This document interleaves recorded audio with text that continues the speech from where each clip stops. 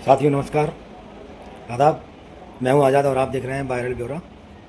आज बात करते हैं बंगाल के चुनाव नतीजों की। हर किसी को हैरत है कि बंगाल में चुनाव नतीजों ने जो सबको चौंका दिया है वो कैसे हो गया है। जो ममता बनर्जी का इतना मजबूत किला था वो एक झटके में कैसे ढह गया। तो साथियों, इसके लिए आपको चुनाव से पहले ठीक पहले जो चुनाव आयोग ने एसआईआर कराया उस पर जाने की ज़रूरत है। चुनाव आयोग ने बीजेपी ने देखा कि बंगाल में जीतना आसान नहीं है, वहाँ पर ना वर्कर है, ना कार्यकर्ता है, ना संगठन है, तो क्या किया जाए। तो चुनाव आयोग का पूरी मदद ली गई। चुनाव आयोग प्रमुख खिलाड़ी रहा है इसमें। चुनाव आयोग ने एसआईआर कराया और एसआईआर में 90 लाख से ज़्यादा वोट काट दिए गए हैं।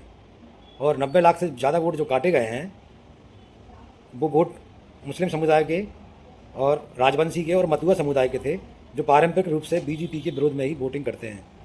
अब यहाँ दोस्तों समझने वाली बात यह है कि भाजपा के जो वहाँ पे जो काम करने वाले लोग थे उन्होंने एसआईआर के दौरान वोटर लिस्टों में हर वोटर लिस्ट में 15-15, 16-16 की वोटर लिस्टों में क्या किया कि उसमें से लगभग 500, 400, 300 की संख्या में, बड़ी संख्या में जो वोट चिन्हित वोट करके कि जो वोट जो बीजेपी के खिलाफ जाएंगे उन वोटों को मृत या लापता घोषित करके एक आपत्ति दर्ज करा दी। और उस आपत्ति में दर्ज कराने में उन्होंने जो बीएलओ होते हैं उन्होंने उन वोटों को काट दिया। जब उन्होंने उन वोटों को काट दिया तो फिर सुप्रीम कोर्ट मामला गया कि 90 लाख वोट, 90 लाख से ज़्यादा वोट बहुत बड़ी तादाद में वोट होता है। किसी भी एसआईआर प्रक्रिया में इतना बड़ा आंकड़ा काट देना बहुत बड़ी बात होती है। तो उन्होंने सुप्रीम कोर्ट गए, तमिलनाडु तृणमूल कांग्रेस भी गई और भी लोग गए, संगठन गए जो लोकतंत्र बचाने के लिए लड़ते हैं। तो सुप्रीम कोर्ट ने कहा कि हम एसआईआर प्रक्रिया को नहीं रोकेंगे। इसमें अपील करने के लिए सबको मौका है। अगर वो बैलेट वोटर हैं तो वो ठीक है, फिर से जुड़ सकते हैं। तो चुनाव की प्रक्रिया के दौरान ही जल्दबाजी में, जल्दी में लोगों को लगा कि हमारा वोट कट गया है। कई ऐसे लोग हैं जो बीएलओ का काम कर रहे थे, उनके वोट भी कटे, कई जजों के कटे, कई जो सेना में सेवा दे रहे हैं उनके वोट कटे, मतलब सरकारी नौकरों तक के वोट कट गए। तो उनको लगा कि यार मतलब ये तो शुद्ध भारतीय हैं और इनका तो नाम जोड़ना चाहिए। और सुप्रीम कोर्ट ने कहा कि ठीक है, जो अपील करेगा उसका नाम जोड़ दिया जाएगा और एसआईआर प्रक्रिया नहीं रुकेगी। जो नाम कट गए हैं हम उनको वोटिंग करने का आदेश नहीं दे सकते हैं। तो उन्होंने कहा अपील करेंगे और ट्रिब्यूनल में अपील करेंगे। ट्रिब्यूनल अगर उनको इजाज़त दे देगा और उनको बैलेट मानेगा तो उनका नाम फिर से जुड़ जाएगा। इसमें कोई दिक्कत नहीं है। सुप्रीम कोर्ट ने अपनी चाल चली तो लोगों ने ट्रिब्यूनल में अपील की। तो इसी आपाधापी में, जल्दबाजी में भी 90 लाख वोटरों में से 27 लाख लोगों की, बहुत बड़ा आंकड़ा है ये 27 लाख का, 27 लाख लोगों की अपील भी ट्रिब्यूनल में गई। उन 27 लाख लोगों की अपील ट्रिब्यूनल में जब गई तो ट्रिब्यूनल ने क्या किया कि उन 27 लाख अपीलों पर भी कोई विचार नहीं कर पाई वो, और मात्र 1600 अपीलों पर विचार किया। और 1600 अपीलों में 99% लोग बैलेट पाए गए। 1600 में 99% लोगों के वोट मात्र चुनाव आयोग ने जोड़ दिए, केवल 1600। आंकड़ा देखिए, 90 लाख हटाए जाते हैं। 27 लाख बैलेट लोग इतने जल्दी में पहुंच पाते हैं। अगर शायद टाइम और होता तो 27 लाख के बाद और 27 लाख भी पहुंच गए होते कि हमारा ही वोट जुड़ना चाहिए, हम भी जिंदा हैं, हमारी नहीं है, हम भी नागरिक हैं। लेकिन मौका ही नहीं मिला। 27 लाख पहुंच चुके थे। उन 27 लाख को भी सुप्रीम कोर्ट ने चुनाव में वोट डालने से मना कर दिया। सुप्रीम कोर्ट ने कहा कि तो क्या ही हो जाएगा अगर एक बार वोट नहीं डालोगे। और वोट देना, सुप्रीम कोर्ट कह रहा है कि वोट देना संवैधानिक अधिकार नहीं है। मतलब एक सोचने वाली बात है। सरकार चुनना संवैधानिक अधिकार है और वोट देना अधिकार नहीं है। जब वोट ही नहीं दे पाएगा कोई नागरिक, मतदाता, तो जब सरकार उसकी ऐसी आ जाएगी जो उसके खिलाफ, उस नीतियों के खिलाफ काम करे, तो आप सोचने वाली बात है कि फिर उसके अधिकार कहाँ रह गए, संवैधानिक अधिकार। तो उन 27 लाख लोगों को भी वोट नहीं डालने दिए। अब आप आंकड़ा देखिए कितना बड़ा है कि 90 लाख से ज़्यादा हटाए गए, 91 लाख करीब, और 27 लाख अपीलें पहुंचे। अगर उनको भी वोट डालने दिया जाता तो भी चुनाव परिणाम पूरी तरीके से बदल जाता, क्योंकि बीजेपी 92 सीटों पर 5000 से कम मतों से जीती है। और बीजेपी का टोटल वोट, पूरा टोटल वोट जो टीएमसी से, वो केवल 32 लाख वोट ज़्यादा है।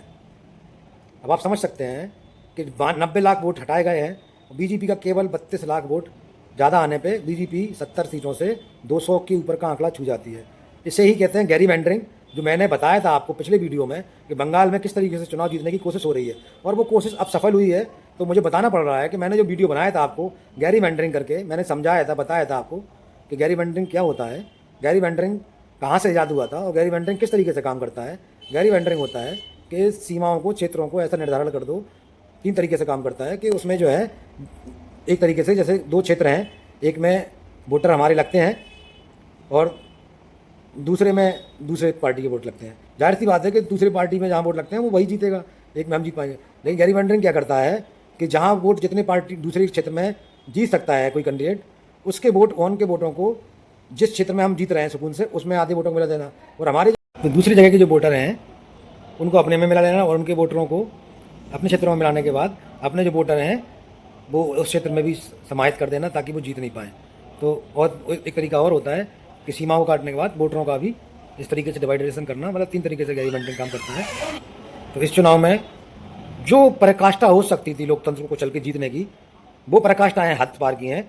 राहुल गांधी जी ने पहले से ही सब पूरे देश को आगाह किया है कि देखो चुनाव में वोट चोरी हो रहा है, वोट धांधली हो रही है। इस चीज़ को ममता ने उन्होंने पहले समझा नहीं इस चीज़ को, और राहुल गांधी की आवाज़ बनने की कोशिश नहीं की कि राहुल गांधी को ऐसा ना हो कि राष्ट्रीय नेता स्वीकार कर ले जनता, और खुद को राष्ट्रीय नेता बनाने के लिए ये लोग राहुल गांधी के साथ नहीं खड़े रहे।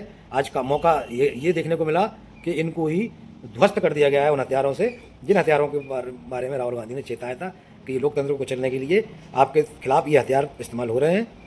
और आपने देखा होगा कि किस तरीके से बंगाल में बताया हमने आपको कि 92 लाख वोट, करीब 90 लाख के ऊपर वोट काटे गए, और 27 लाख लोगों ने ट्रिब्यूनल में अपील की। जो बैलेट वोट थे, जो खड़े रहे कागज लेके कि हमें वोट डालने दिया जाए, उन ट्रिब्यूनल ने उन अपीलों पर ना तो कोई ध्यान दिया, ना उनको शामिल किया। सुप्रीम कोर्ट ने भी उनका कोई साथ नहीं दिया। सुप्रीम कोर्ट ने कहा कि वोट नहीं डल पा रहा है तो नहीं डल पाने से कोई दिक्कत नहीं है, हम SIR प्रक्रिया को किसी भी प्रकार से नहीं रोक सकते हैं। एक उदाहरण के तौर पर आप ऐसे ही समझ सकते हैं, जैसे कि मान लो मैं सभासद हूँ वार्ड का, और हमारे वार्ड में चुनाव हुआ, और चुनाव होने पे सपोज दैट लगभग 1600 वोट हैं हमारे वार्ड में। तो उन 1600 वोटों में लगभग 900 वोट जो है एक दूसरे कैंडिडेट को मिल गए थे, और 700 वोट मुझे मिले। तो 200 वोटों का अंतर रहा, 200 वोटों का अंतर रहा। 900 वोट जीतने वाले को मिल गए और हम चुनाव हार गए क्योंकि हमें 200 वोट कम मिले। सपोज दैट, एक उदाहरण बता रहा हूँ। तो अगर 200 वोट कम मिले, अब हमें चुनाव अगली बार लड़ना है, और चुनाव आया, और चुनाव एक हमारे हाथ में है, मतदाता सूची हमें बनानी है। तो हमने क्या किया कि 200 वोट से हम हारे थे, और हमने देख लिया कि 200 वोट हमारे पास, 700 वोट तो है ही हैं, उसको 900 वोट मिल गए थे, 200 वोट से हम हारे थे।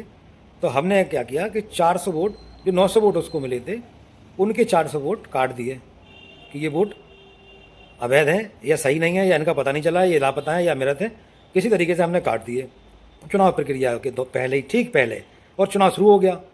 अब वो कोर्ट में भी चले गए, कोर्ट ने कहा कि ठीक है मौका मिलता है आपको, वोट कटे हैं आपके, अब आपको मौका दिया जा रहा है, अगर आप सही हो तो जोड़ दिए जाएंगे। लेकिन उन वोटों को जोड़ा भी नहीं गया। हमने उस प्रत्याशी के वोट 400 बढ़ा दिए। अब वोटिंग होने लगी कितने पे, केवल 1200 पे। तो 700 वोट तो हमें मिले थे, उसके 900 में से हमने 400 काट दिए। तो अब वोटिंग होती है तो दोबारा उसको वोट मिलेंगे केवल 500, हमें 700 फिर मिल जाएंगे। तो अब जीत किसकी होगी? उन वोटों को वोट अधिकार से, वोट डालने के अधिकार से वंचित कर दिया हमने, और हमने उन वोटों को वोट ही डालने दिया, तो फिर जीत किसकी होगी? जाहिर सी बात है फिर जीत हमारी होगी, जो हमने वोट काट दिए। चुनाव आयोग हमारे हाथ में है, SIR हम करा रहे हैं, और सुप्रीम कोर्ट आप वोट डालने वालों को कह देगा कि वोट आप नहीं डाल सकते, आपको नहीं जोड़ा जाएगा।